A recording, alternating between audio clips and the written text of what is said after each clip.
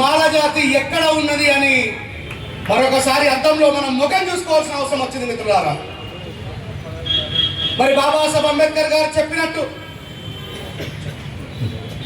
గౌరవనీయులు మాజీ పార్లమెంట్ సభ్యులు ఎమ్మెల్సీ గారు శ్రీ పండుల రవీంద్రబాబు గారిని కోరుకున్న సమాజాన్ని నిర్మాణం చేసే భాగంలో ఈరోజు మనం ఏ పరిస్థితులలో ఉన్నామో ఆలోచించుకోవాల్సిన అవసరం వచ్చింది. మరి దాన్ని ప్రశ్నించుకోవాల్సిన అవసరము,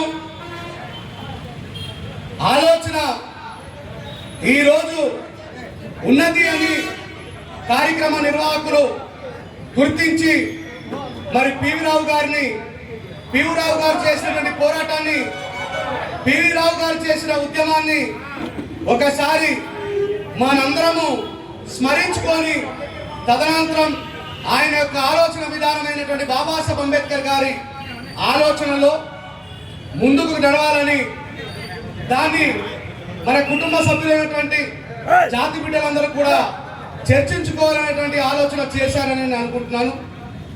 మరి నేను అంత దూరం నుంచి రావడానికి గల కారణం ఒకటే, నేను రోజు ప్రొద్దున్నే అద్దంలో చూసుకుంటే నాకు కేసీఆర్ గారు, వైఎస్ రాజశేఖర రెడ్డి గారు, ఎన్టీ రామారావు గారు, నారా చంద్రబాబు నాయుడు గారు కనిపారు, పక్కా బాబాసాహెబ్ అంబేద్కర్ గారే కనిపిస్తారు.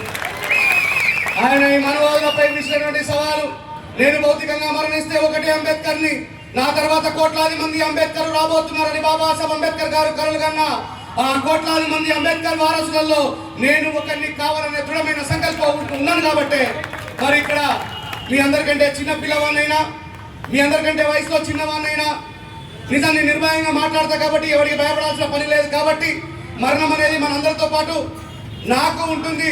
మరణించడం తర్వాత మనం ఎట్లా జీవించి ఉండాలనేటువంటి విషయాన్ని బాబాసాహెబ్ అంబేద్కర్ గారు చెప్తే, మరి పివి రావు గారు మరణించినప్పటికీ కూడా ఈ రోజు అమలాపురం క్లాక్ టవర్ దగ్గర ఆయన మనందరి హృదయాల్లో జీవించి ఉన్నారని సమాజానికి చెప్పడానికి ఈ కార్యక్రమం చేసుకున్నారు.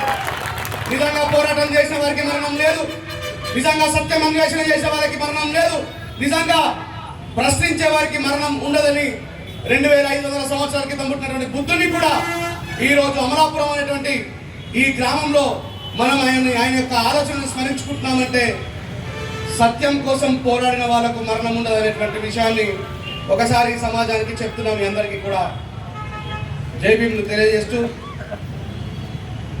నా బాధ ఒకటే, నా ఆవేదన ఒకటే, నన్ను మళ్ళీ పిలవకపోయినా సరే మీరంతా నా రక్త సంబంధికులు, నా జాతి బిడ్డలు, నా అన్నదమ్ములు కాబట్టి ఒక విషయం చెప్పిపోదామని వచ్చిన. దయచేసి ఒకనాడు మనం ఏదైనా కార్యక్రమాన్ని చేసుకొని 4 గోడల మధ్య మనం తన్నుకున్నా, గుద్దుకున్నా, తిట్టుకున్నా, విమర్శించుకున్నా, ఒకరినొకరు దూషణలు ఆడినా ఎవడు చూసేవాడు కాదు. ఈరోజు చూడండి, చుట్టూ మొత్తం కూడా సెల్ ఫోన్లలో రికార్డ్ అవుతూ ఏం జరిగింది. మాలల గర్జన పెడితే గుంటూరులో ఒక ఆయన స్టేజ్ మీద మాట్లాడుతుంటే ఇంకొక ఆయన వచ్చి స్టేజ్ మీద మాట్లాడుతున్న భక్తకు ముద్దులు పెడతా ఉన్నాడు. ఒక ఆయన మాట్లాడుతూ ఉంటే ఇంకొక ఆయన వచ్చి చేయబట్టి లాగుతూ ఉన్నాడు. ప్లీజ్ ప్లీజ్ ప్లీజ్ ప్లీజ్ మీ అందరికీ 2 చేతులు ఎత్తి మరి 2 చేతులు జోడించి మరి నేను వినమ్రంగా మీ అందరికీ రిక్వెస్ట్ చేస్తా ఉన్నా. Ambedkar guarantee discipline. బ్రిటిష్ వాళ్ళు కూడా బాబాసాహెబ్ అంబేద్కర్ గారికి భయపడ్డది బాబాసాహెబ్ అంబేద్కర్ గారి డిసిప్లిన్ ని చూసి, ఆయన నిబద్ధతను చూసి, ఆయనకున్నటువంటి ఆలోచన విధానాన్ని చూసి. ఒకనాడు నేను పాట రాసిన, నేను పాట పాడిన ఆ పాటను విని హనుమంతుడు ఎలాగైతే లంకకు పోవడానికంటే ముందు ఆయనని ప్రేరేపితం చేస్తే ఎట్లాగైతే హనుమంతుడు బలవంతుడు అవుతాడో, నా పాటలు విన్నా, గదరణ పాటలు విన్నా, ఎవరి పాటలు విన్నా మాలలం మాలలం అనగానే చాలా ఉత్ప్రేరకాలుగా మారుతున్నాం. మనందరి దగ్గర అన్నిటికంటే ముందు ఉండాల్సింది బాబాసాహెబ్ అంబేద్కర్ గారు తన జీవితంలో పాటించి చెప్పింది discipline more than to education. Discipline more than to education. అది లేకపోతే చూసావారా ఈ మాల వాళ్ళు క్లాక్ టవర్ దగ్గర మీటింగ్ పెట్టుకొని. నా బాధ ఏంటంటే నేను కొంచెం పరిస్థితి చక్కబడ్డ తర్వాత అక్కడికి వెళ్ళి టీ తాగి వద్దామని కిందికి దిగుతా ఉన్నా.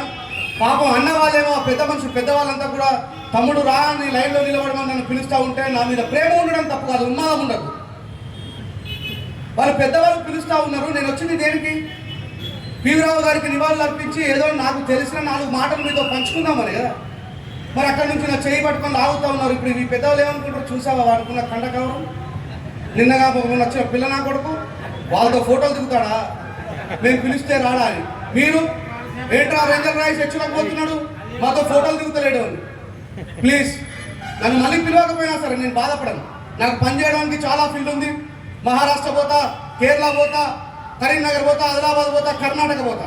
వద్దు, ఇట్లా మనమే కార్యక్రమాలు పెట్టుకుని ఎంతోమంది గవర్నమెంట్ ఎంప్లాయీస్ సరే మా పిల్లలు వస్తున్నారు మా కార్యక్రమానికి, వాళ్ళ జేబుల నుంచి వాళ్ళు సంపాదించినటువంటి సంపాదన మనకిచ్చి కార్యక్రమ నిర్వాహకులు రాత్రనక పగలనక ఊరు తిరిగి అందరినీ బతిలాడి రండి అని పిలిచి ఇక్కడ మనం ప్రత్యేకంగా పరువు పోగొట్టుకోవాల్సిన పని లేదు. మనం ఇక్కడ మాట్లాడి మనం చేసిన మాటల శబ్దం మొత్తం కూడా వీళ్ళందరూ విన్న తర్వాత మానవులు అంటే సామాన్యులు కాదురా, మళ్ళీ అంబేద్కర్ వాళ్ళలో జీవించే ఉన్నాడనేటువంటి సందేశాన్ని ఇచ్చిపోయినప్పుడు కదా, అలాంటి సందేశాన్ని ఇచ్చిపోయినప్పుడు కదా మిగతా వాడు మనకు భయపడేది.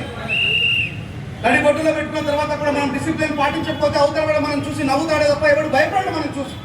దయచేసి ప్లీజ్ కార్యక్రమ నిర్వాహకుల కష్టాన్ని గుర్తించండి. వాళ్ళు భార్య పిల్లల్ని వదిలేసి ఇంత చలిలో ఎంతో దూరం పోయి ఎంతో మందిని గ్యాదర్ చేసుకుని వచ్చి వాళ్ళ కార్యక్రమం సక్సెస్ కాకపోతే బాధపడేది మనం కాదు, మనం ఇంకో కార్యక్రమానికి పోతాం కావచ్చు. కానీ కార్యక్రమ నిర్వాహకులు ఈ కార్యక్రమం విజయం సాధిస్తే వాళ్ళ అలసటని వాళ్ళ బాధని అన్నింటినీ మర్చిపోయాబా మేము కార్యక్రమాన్ని విజయం చేసామనేటువంటి ఒక గొప్ప నిద్ర పోవాలి ఈ రాత్రి. కానీ మనమే ఆగమనం చేసి వాళ్ళ యొక్క కష్టాన్ని నేలపాలు వృధా చేయొద్దని మనస్ఫూర్తిగా కోరుకుంటూ, మరి చాలా మంది పెద్దవాళ్ళు మాట్లాడతారు, మాట్లాడేది ఉంది కాబట్టి మాట్లాడతారు.